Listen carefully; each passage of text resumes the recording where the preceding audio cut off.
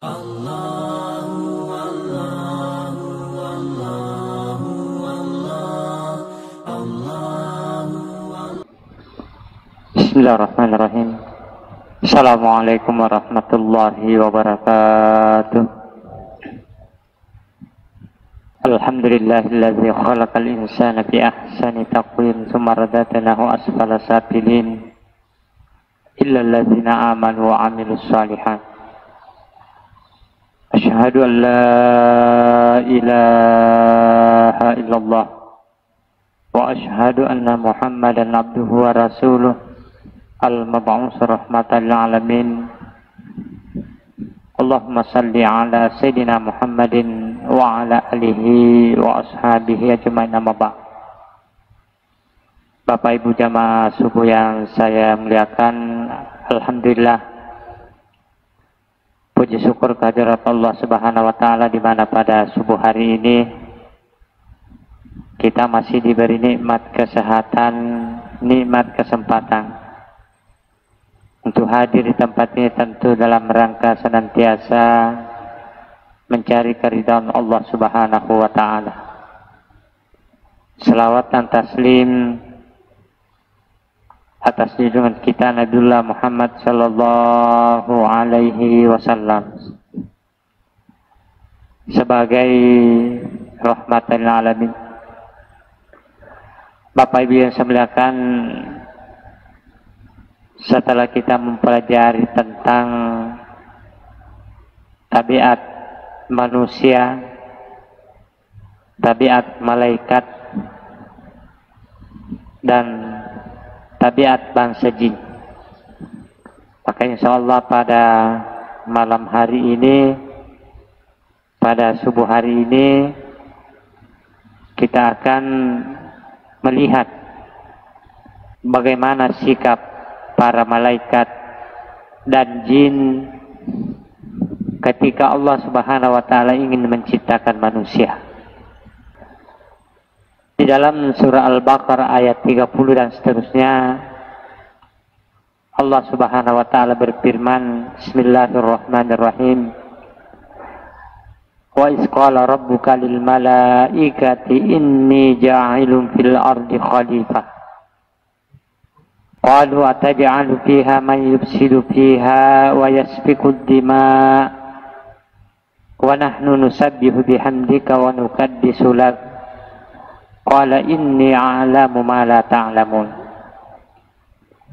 Bapak Ibu yang saya muliakan,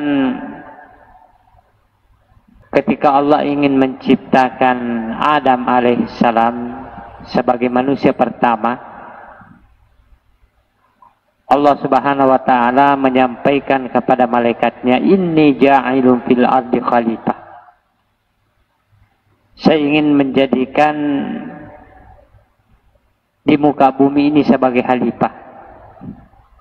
Lalu malaikat bertanya, ataj'alu fiha man yufsidu fiha wa yasfiku ad-dima'. Apakah diciptakannya manusia ini yang senantiasa membuat kerusakan dan saling menumpahkan darah? Wa nahnu nusabbihu bihamdika wa nuqaddisu lak. Tidak cukupkah kami, kata malaikat, kami bertasbih, kami memuji, kami mensucikan Engkau ya Rabb. Qala inni a'lamu ma la ta'lamun. Allah berfirman, sesungguhnya aku lebih mengetahui apa yang kamu tidak ketahui. Bapak Ibu yang saya muliakan, dari penjelasan ayat ini, yang pertama ada yang salah memahami tentang manusia sebagai khalifah di muka bumi,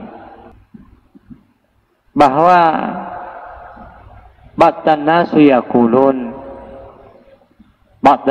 yaqulun, sebagian manusia mengatakan innal insana khalifatullahi fil ard, bahwa manusia itu adalah khalifahnya Allah di muka bumi.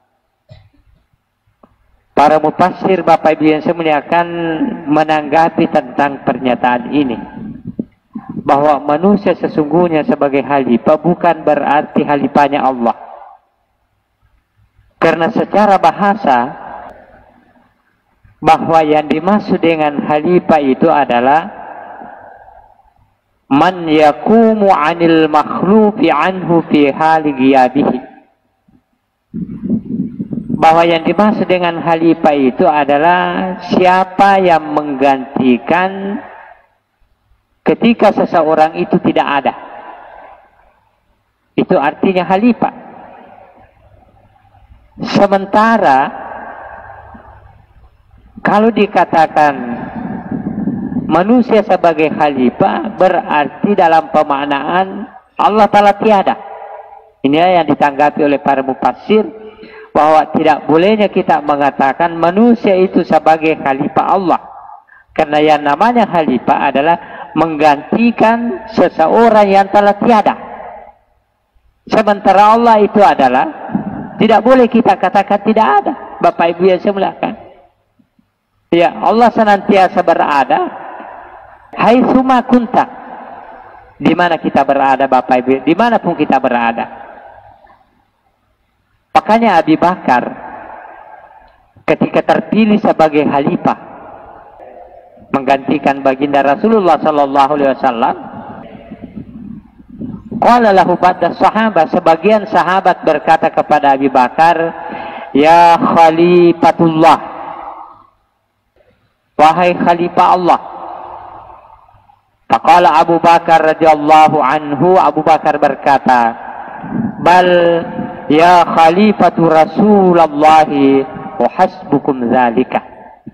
Kata Abu Bakar, jangan katakan saya sebagai khalifah Allah, tapi katakanlah saya sebagai khalifah Rasulullah, Rasul Allah, yaitu Muhammad sallallahu alaihi wasallam, karena beliau sudah meninggal, beliau sudah tidak ada di muka bumi. Nah, inilah Bapak Ibu yang saya muliakan, tanggapan para mufassir yang memberikan pernyataan bahwa manusia tidak boleh dikatakan khalifatullah. Kenapa? Karena Allah tidak pernah tidak ada. Allah tidak pernah ghiab, absen, senantiasa ada. Maka yang pantas bahwa khalifah yang dimaksud di sini adalah khalifah pengganti pemimpin yang telah tiada. Bapak Ibu yang saya muliakan, ma'asyiral muslimin wal muslimat rahimakumullah. Makanya Ibnu Katsir dalam tafsirnya mengatakan bahwa yang dimaksud dengan khalifah itu adalah qauman yakhlufu ba'duhum ba'dan qarnan ba'da qarn. Bahwa yang dimaksud dengan khalifah adalah suatu kaum yang memerintah antara satu dengan yang lainnya, mengganti setelah tiada, dari abad ke abad, wajailan ba'da jail, dan dari generasi ke generasi. Itulah yang dimaksud dengan khalifah, adalah menggantikan sesuatu yang telah tiada. Sementara Allah tidak boleh kita katakan Allah tiada. Dia adalah senantiasa adalah wujud, berada dimanapun kita berada. Maka para mufassir mengatakan yang dimaksud khalifah adalah bukan khalifatullah, menggantikan kedudukan Allah. Bapak Ibu yang saya muliakan, yang kedua, di dalam ayat ini, al malaikatu lam ta'taridu ala khalqillahi ta'ala li adama wa zurriyati, li adama wa zurriyati. Bahwa kalau tadi malaikat bertanya ataj'alu, hanya dalam ilmu tafsir itu al-alif itu Bapak Ibu yang saya muliakan, dari kata ataj'al itu al-istifham, memberikan makna pemahaman suatu bentuk pertanyaan. Ataj'alu fiha may yufsidu fiha, ya Rabb, apakah engkau akan menjadikan nanti makhluk yang diciptakan ini senantiasa membuat kerusakan? Para mufassir mengatakan bahwa ungkapan malaikat dengan bertanya ini lam ta'tarid, bukan berarti dia menentang ketetapan Allah Subhanahu wa taala. Bapak Ibu yang saya muliakan, bukan berarti dia tidak setuju dengan apa yang Allah kehendaki. Makanya Bapak Ibu yang saya muliakan, Yang dimaksud dengan malaikat bertanya di sini adalah as-su'alul isti'la wa istikshafu 'anil hikmah. Pertanyaan malaikat di sini ingin mengetahui apa hikmah rahasia diciptakan manusia. Bukan berarti bertanya dalam arti menentang ketetapan kehendak Allah Subhanahu wa taala. Ataj'alu fiha may yufsidu fiha wa yasfiku dima. Ya Rabb, apakah engkau akan menciptakan seorang makhluk manusia yang senantiasa membuat kerusakan, yang senantiasa saling menumpahkan darah?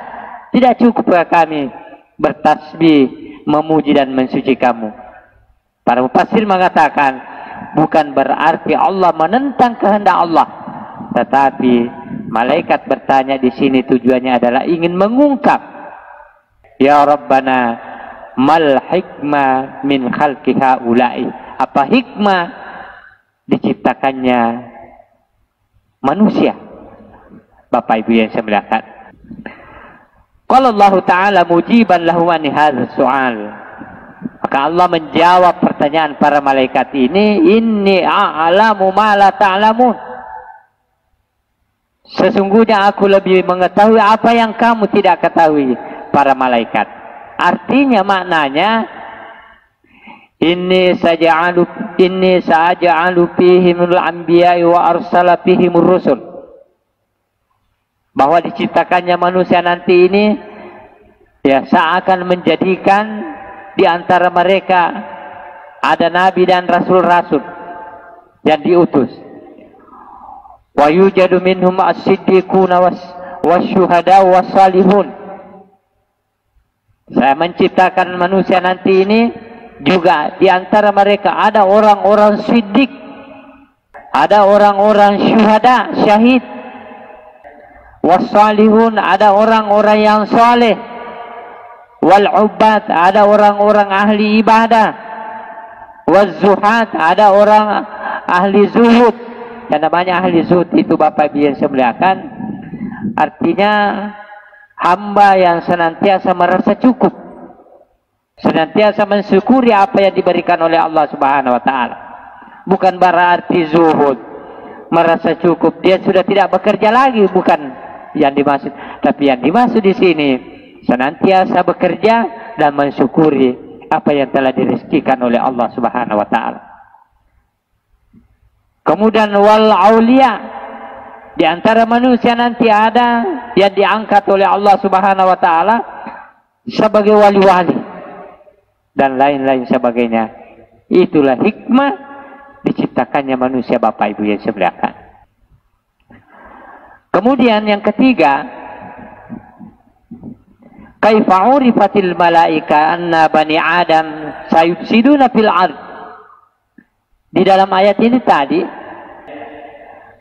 kenapa malaikat bisa mengetahui bahwa makhluk yang diciptakan oleh Allah Subhanahu wa taala akan senantiasa melakukan kerusakan, senantiasa saling menumpahkan darah? Kenapa malaikat tahu sebelum Allah ciptakan manusia? Bapak Ibu yang saya muliakan, para ulama tafsir mengatakan bi'annahum arafuhu imma bi'ilmi khas o bima fahimuhu minat tabiatil basyariyah, bahwa para malaikat mengetahui bahwa makhluk yang akan diciptakan oleh Allah nanti ini senantiasa membuat kerusakan, saling menumpahkan darah, karena malaikat memiliki namanya ilmu khas. Ilmu khas itu Bapak Ibu yang saya muliakan bisa juga diberikan kepada manusia ketika manusia itu adalah bersih jiwanya. Dia dapat mengetahui sesuatu yang belum terjadi.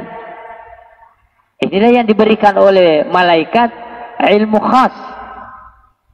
Yang kedua, bahwa malaikat mengetahui tabiat manusia yang akan diciptakan nanti ini karena malaikat mengetahui bahwa ada makhluk yang diciptakan sebelum manusia yang namanya jin. Senantiasa di antara mereka ada juga yang melakukan keonaran, kerusakan Bapak Ibu yang saya muliakan. Kemudian selanjutnya, ayyuhuma abdalul malaikati am banu Adam. Siapa sesungguhnya yang lebih mulia, malaikat atau anak cucu Adam? Bapak Ibu yang saya muliakan, para ulama memahami ayat ini, kata Imam Al-Qurtubi, ikhtalafal ulama fi hadzal bab ayyuma afdalul malaika am banu Adam. Para ulama berbeda, berselisih paham tentang siapa sesungguhnya yang lebih mulia, malaikat atau anak cucu Adam. Yang dimaksud di sini anak cucu Adam yang senantiasa beribadah di hadapan Allah Subhanahu wa taala. Pendapat pertama mengatakan anna rusula minal bashar afdalu minar rusuli minal malaikah, bahwa rasul-rasul yang telah diutus oleh Allah Subhanahu wa taala itu lebih mulia dibandingkan para malaikat. Bapak Ibu yang saya muliakan, mereka memahami bahwa para rasul-rasul itu mulia daripada malaikat. Para malaikat sering mengunjungi para nabi-nabi. Bapak Ibu yang saya muliakan, jadi para malaikat sering diizinkan oleh Allah untuk menziarahi, bertamu kepada para nabi-nabi yang diutus oleh Allah Subhanahu wa taala. Maka pendapat ini mengatakan bahwa rasul-rasul Allah itu lebih mulia daripada malaikat. Wa dhahaba Haruna ila annal mala'al a'la afdal. Pendapat yang kedua mengatakan tidak, malaikat itu lebih mulia daripada manusia, dengan dasar di dalam Al-Quran surah Al-Anbiya, bal ibadun mukramun, bahwa malaikat itu adalah hamba-hamba yang dimuliakan oleh Allah Subhanahu wa taala.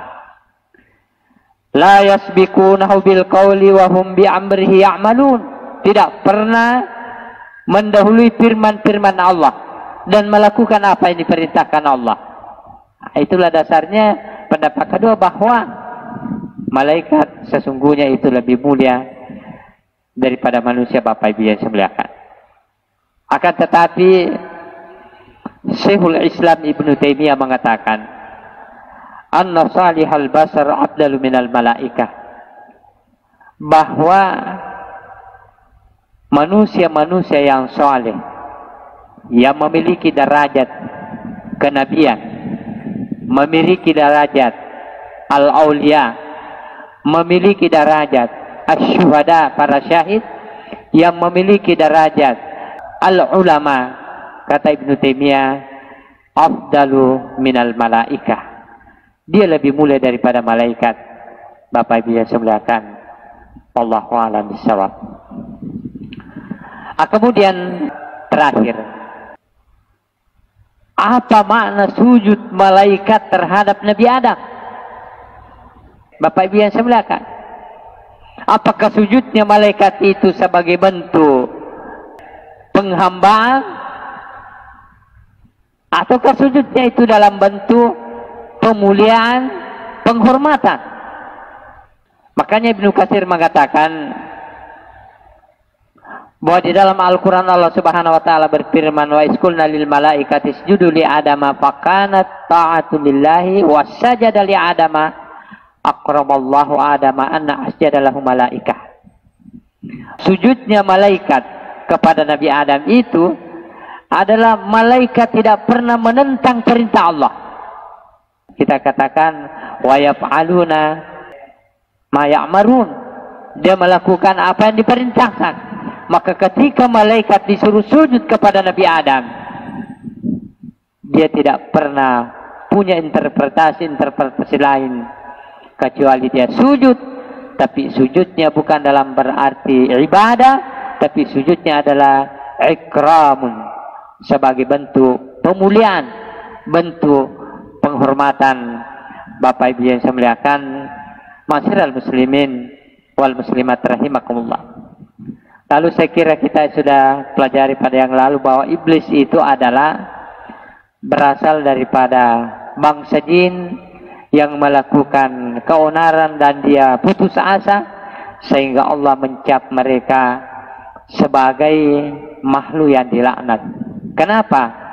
Karena mereka berpendapat ketika disuruh sujud di hadapan Allah Subhanahu wa taala dan Allah mengatakan kepada mereka, qala ma manaka alla tasjuda is amartuka, wahai iblis, wahai bangsa jin yang tidak mau sujud, apa yang menjadikan kamu tidak mau sujud apa yang aku perintahkan?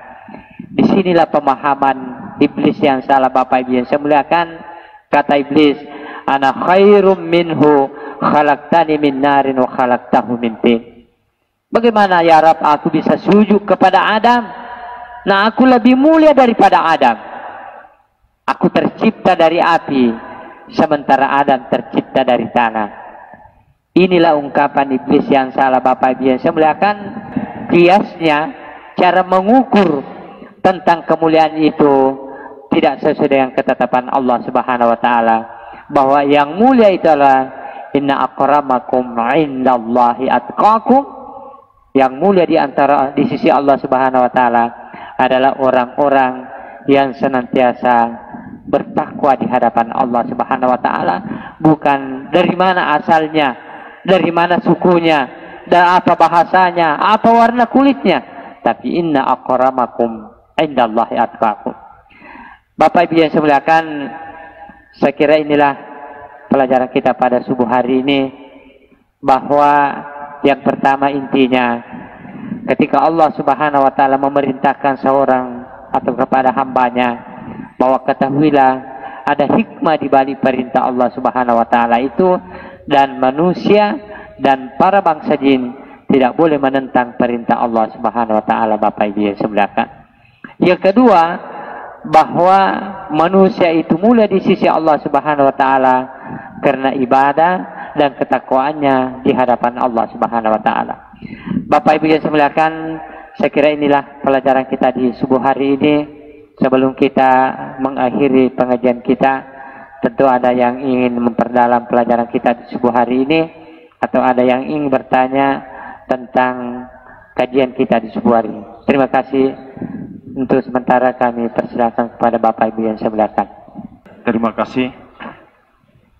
Assalamualaikum warahmatullahi wabarakatuh. Waalaikumsalam warahmatullahi wabarakatuh. Mengenai siapa yang paling mulia antara manusia dengan malaikat, tadi sudah disampaikan oleh Pak Kiai. Itu pada saat ada perintah malaikat disuruh sujud kepada Nabi Adam.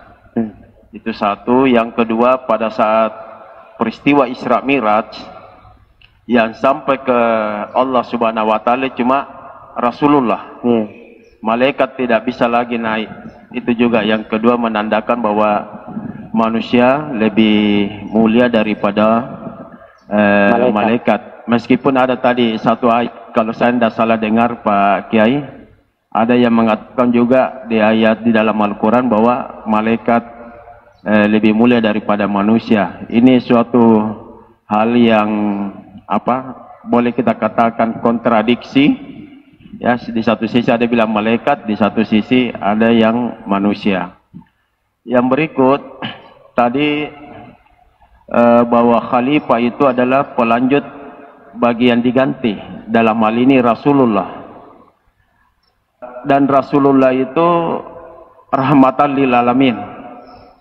Nah, kita lihat sekarang banyak pemimpin di dunia ini, khususnya di Timur Tengah sana, pemimpin negara Israel membantai saudara-saudara kita.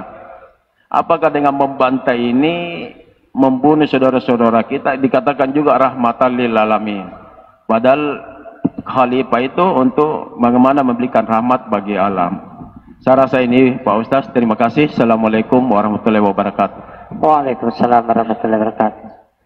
Jadi Bapak Ibu yang saya muliakan, tadi saya katakan bahwa memang ada dua interpretasi agama yang kelihatannya memang kontradiksi. Yang satu mengatakan bahwa manusia itu lebih mulia daripada malaikat. Yang satunya mengatakan bahwa malaikat lebih mulia daripada manusia dengan ayat tadi bal ibadun mukramun, bahwa malaikat itu dimuliakan oleh Allah Subhanahu wa taala. Ketika terjadi pandangan yang kelihatannya kontradiksi, maka itu tadi solusi yang ketiga, termasuk pandangan Ibnu Taimiyah bahwa anna salihil bashar afdalu minal malaika. Yang dibahas orang-orang saleh dari manusia itu para al-anbiya, para rasul-rasul, para auliaullah, para asyuhada, orang-orang syahid yang kaitannya nanti kita akan bahas di masalah Palestina. Wassalihin wa hasunat ulaika rafika. Itu lebih mulia dibandingkan malaikat. Kenapa? Karena malaikat tidak diberikan nafsu sebagai bentuk ujian, sementara manusia diberikan nafsu. Maka ketika manusia mampu melampaui ini, bisa menduduki kedudukan nabi, para rasul, para aulia, para syuhada, as-salihun, menurut Ibnu Taimiyah dia naik derajatnya melampaui derajat para malaikat. Sementara manusia ketika dia mempertuhankan nafsunya, maka turun kedudukannya di bawah kedudukan para malaikat. Bapak Ibu yang sebelahkan, saya kira itu solusinya. Yang kedua, bahwa Islam adalah wa ma arsalnaka illa rahmatan lil alamin. Bapak Ibu yang sebelahkan, perlu saya sampaikan bahwa negeri Palestina itu Allah sudah takdirkan menjadi negeri para syuhada. Negeri para syuhada, Bapak Ibu yang sebelahkan. Dari zaman ke zaman, jangankan sekarang, dari dulu itu terjadi pergolakan. Ketika orang-orang non-muslim menguasai daerah Palestina dalam arti Kudus, Masjidil Aqsa, maka datang Umar bin Khattab sebagai seorang yang adil dalam memerintah. Baru Umar bin Khattab merencanakan ke Palestina, Masjidil Aqsa. Orang-orang non-muslim, begitu hebatnya Umar bin Khattab dengan karismatiknya, orang-orang non-muslim menyerahkan pintunya Masjidil Aqsa. Sepeninggal Umar bin Khattab, dikendalikan lagi orang-orang non-muslim. Lalu datang pemimpin yang kedua, yang namanya Salahuddin Al-Ayyubi, membebaskan negeri Palestina dengan Masjidil Aqsanya dan sekitarnya. Itu Salahuddin Al-Ayyubi. Sehingga kehormatan umat Islam kembali di Palestina dan seluruh agama diakui. Bapak Ibu yang saya muliakan, ketika orang Islam berkuasa di Palestina itu mereka hidup dengan penuh kedamaian. Sepeninggal Salahuddin Al-Ayyubi, dikuasai lagi orang-orang yang non-muslim. Maka datang pemimpin yang kedua yang namanya ya Ottoman atau Khalifah Utsmani, yang dibawa kepemimpinan Mehmed II atau Muhammad II, mampu membebaskan Masjidil Aqsa. Dan pada tahun 1926 Khalifah Utsmani atau Ottoman yang ada di Turki jatuh. Maka kembali Masjidil Aqsa dikuasai oleh orang-orang yang non-muslim. Makanya yang menjadi pertanyaan sekarang, siapakah lagi yang mampu membebaskan Kudus sebagai kiblat pertama? Kudus itu Bapak Ibu yang saya muliakan, kiblat pertama orang muslim. 16 bulan Rasulullah berkiblat Masjidil Aqsa. Nanti turun ayat fawalli wajhaka syataral Masjidil Haram haitsu ma kunta. Maka dari Masjidil Aqsa 16 bulan beralih ke Ka'bah, kiblatnya orang-orang muslim. Maka setelah itu Bapak Ibu yang saya muliakan, jatuh lagi ke tangan orang-orang non. Maka Islam bisa dikatakan rahmatan lil alamin, Bapak Ibu yang saya muliakan. Kenapa? Karena ketika mereka menguasai Masjidil Aqsa, seluruh agama dirangkul. Karena di daerah Kudus itu Pak Bu ada Bethlehem. Bethlehem itu adalah tempat kelahirannya Nabiullah Isa alaihissalam yang agama Nasrani. Di Kudus itu, Masjidil Aqsa sekitarnya ada tempat peribadannya orang-orang Yahudi. Maka ketika orang Islam yang mengusir Masjidil Aqsa, diberikan kebebasan mereka untuk beribadah. Tetapi ketika mereka yang mengusir Masjidil Aqsa, mereka tidak memberikan kesempatan orang-orang Muslim beribadah di Masjidil Aqsa. Bahkan kita lihat bagaimana anak-anak ditembaki, Bapak Ibu yang saya muliakan. Inilah Islam datang sebagai rahmatan lil alamin. Bapak Ibu yang saya muliakan. Tapi perlu kita tahu bahwa sesungguhnya orang-orang Palestina itu sakit perasaan kita memang melihat, meneteskan air mata. Tapi ketahuilah mereka itu adalah syahid-syahid, para syuhada di hadapan Allah Subhanahu wa taala. Bapak Ibu yang semuanya, saya kira kita bisa lihat di media-media sosial bagaimana para syahid-syahid itu baunya seperti minyak kasturi. Dia belum ada di alam kubur, dia sudah terasa baunya seperti minyak kasturi. Ini membuktikan bahwa mereka itu adalah para syuhada. Dan inilah yang dikatakan tadi para ulama, bahwa mereka juga itu lebih afdal daripada malaikat, para syuhada Bapak. Jadi sakit perasaan kita memang lihat, meneteskan air mata, tapi mereka mendapatkan syahid. Oleh sebab itu Bapak Ibu yang saya muliakan, jangan hanya kita sakit perasaan, meneteskan air mata lalu tidak membantu dia. Maka sebagai kewajiban kita sebagai muslim, tidak perlu kita datang berjuang di sana, berjihad secara fisik, tetapi kita berjihad memberikan materi secara materi, memberikan bantuan Bapak Ibu yang semuliakan. Oleh sebab itu Basnas Kabupaten Pindrang pada tahap kedua ini akan mengumpulkan lagi bantuan-bantuan ke Palestina, karena pada tahap pertama Basnas sudah mengiring bantuan ke sana.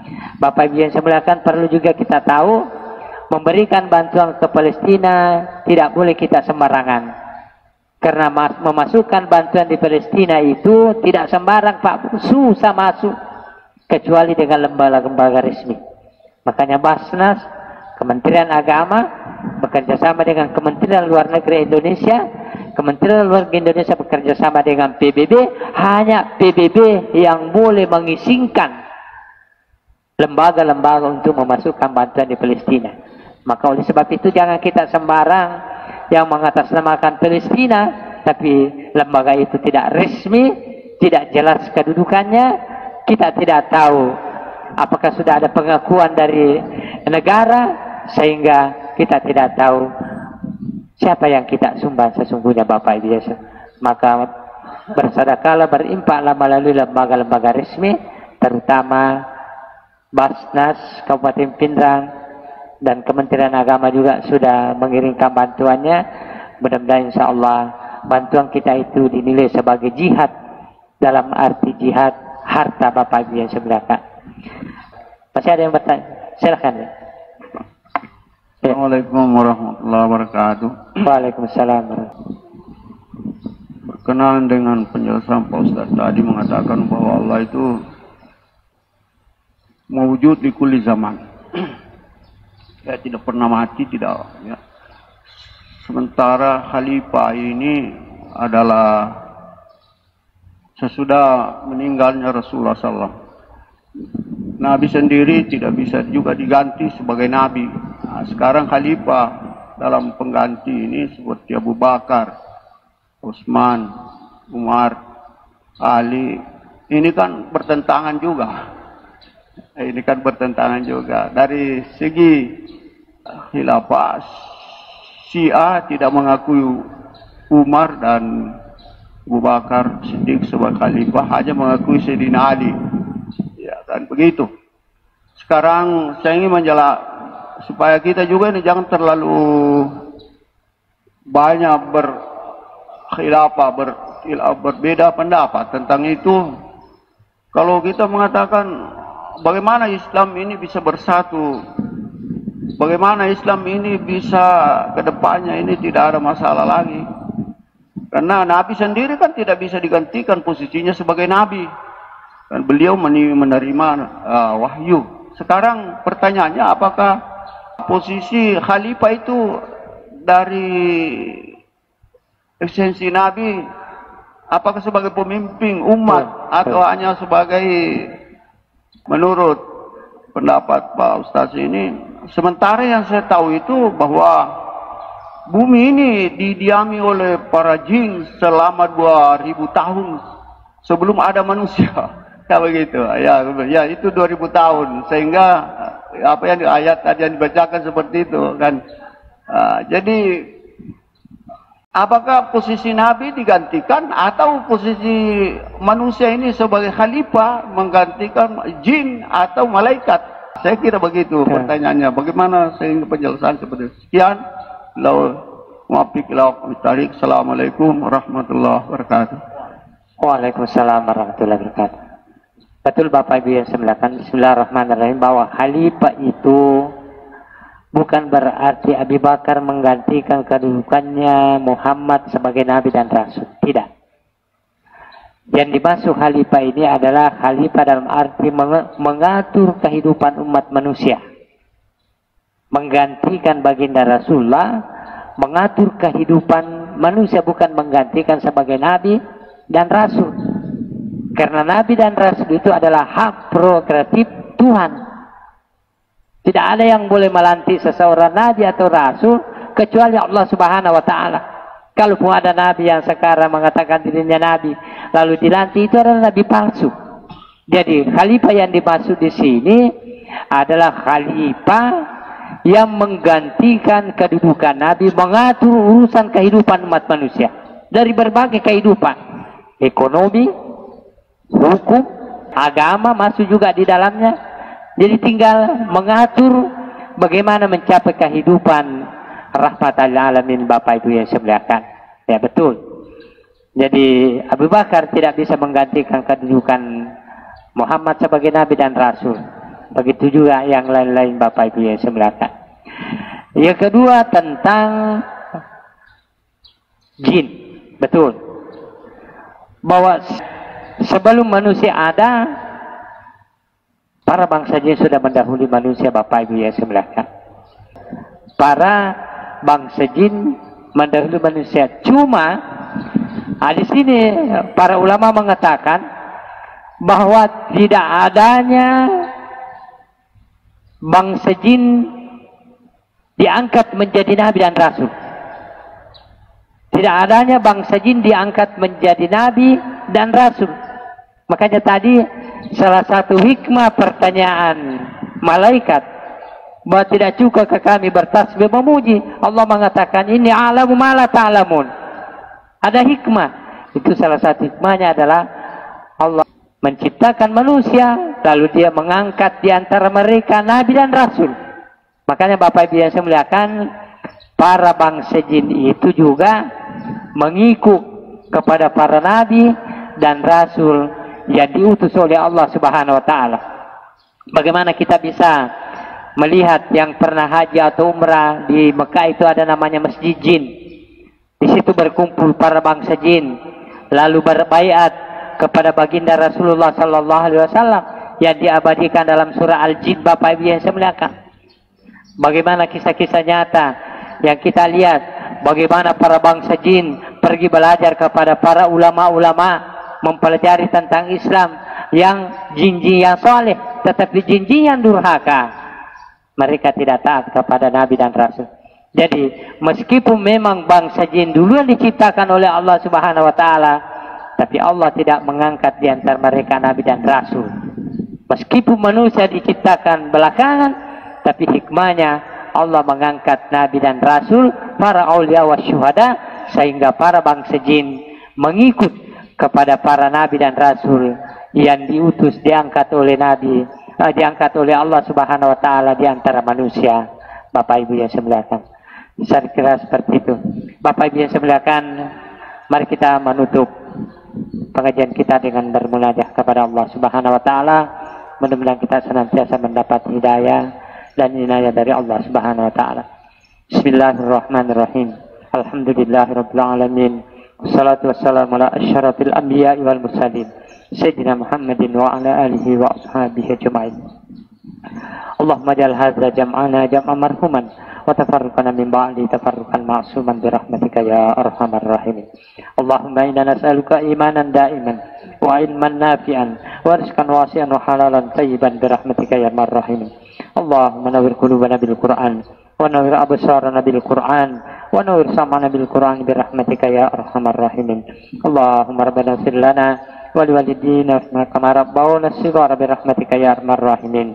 Rabbana zalamna anfusana wa lam taghfir lana wa tarhamna lanakunanna minal khasirin. Rabbana atina fid dunya hasanah wa fil akhirati hasanatan wa qina adzabannar. Subhana rabbika rabbil izzati amma yasifun wa salamun alal mursalin walhamdulillahi rabbil alamin. Al-Fatihah. Al-Fatihah. Bismillah. Iyyaka na'budu wa iyyaka nasta'in. Siratal ladzina an'amta 'alaihim. Amin. Wa akhir da'wana alhamdulillahi rabbil alamin. Wallahu muwaffiq ila aqwamit thariq wallahu yatawallas salihin. Wassalamu alaikum warahmatullahi wabarakatuh.